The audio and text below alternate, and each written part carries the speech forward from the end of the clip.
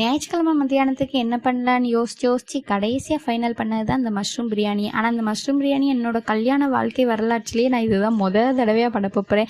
எப்படி வந்தாலும் உயிருக்கு சேதாரம் இல்லாமல் இருந்தால் சரிதான் சொல்லிட்டு ஸ்டார்ட் பண்ணியாச்சு. எப்போதும் போல் இந்த சிக்கன் பிரியாணி மாதிரி தான் பண்ண சொல்லியிருந்தாங்க. சரி, நானும் ஒரு ஃப்ளோவில் எல்லாத்தையும் பண்ணிகிட்டு இருந்தேன்.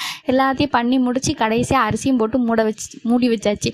சரி, இதுக்கப்புறம் இதுக்கு ஏதாவது ஒரு இனிப்பு கொடுக்கலாம் அப்படின்னு சொல்லிட்டு தான் இந்த பிரெட் அல்வா பண்ணலான்னு எடுத்தேன். ஆனால் பிரெட் அல்வா பண்ணுறதுக்கான மூலப்பொருட்கள் எதுவுமே என்கிட்ட இல்லை, சீனி கூட இல்லை. சரி, நாட்டு சக்கரை மட்டும் இருந்துச்சு. சரி, இதை வச்சு ஏதாவது ஒரு புதுவிதமான ஒரு டிஷ்ஷை கொடுக்கலான்னு சொல்லிட்டு நானும் எனக்கு கைவந்த போக்கில் நான் பாட்டில் பண்ண ஆரம்பிச்சிட்டேன்.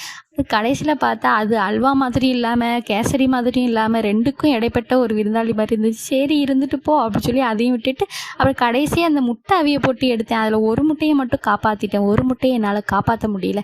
அது ஏதோ ஒரு மாதிரி இருந்துச்சு. சரி, அதையும் ஒரு ஓரமாக வச்சுட்டு நல்ல முட்டையை மட்டும் ரெண்டாக வெட்டி அதுலேயும் மசாலா தூள் போட்டு என்னமோ ஒன்று பண்ணேன். ஆனால் கடைசியாக நான் செஞ்சதெல்லாம் தட்டில் வச்சு பார்த்தா அவ்வளோ ஒரு அழகாக இருந்துச்சு. இதெல்லாம் நான் தான் செஞ்சேனான்னு எனக்கே டவுட் ஆயிடுச்சு. உங்கள் வீட்டில் நீங்கள் இன்றைக்கி என்ன பண்ணீங்கன்னு சொல்லி மறக்காமல் கமெண்ட் பாக்ஸில் கமெண்ட் பண்ணுங்கள்.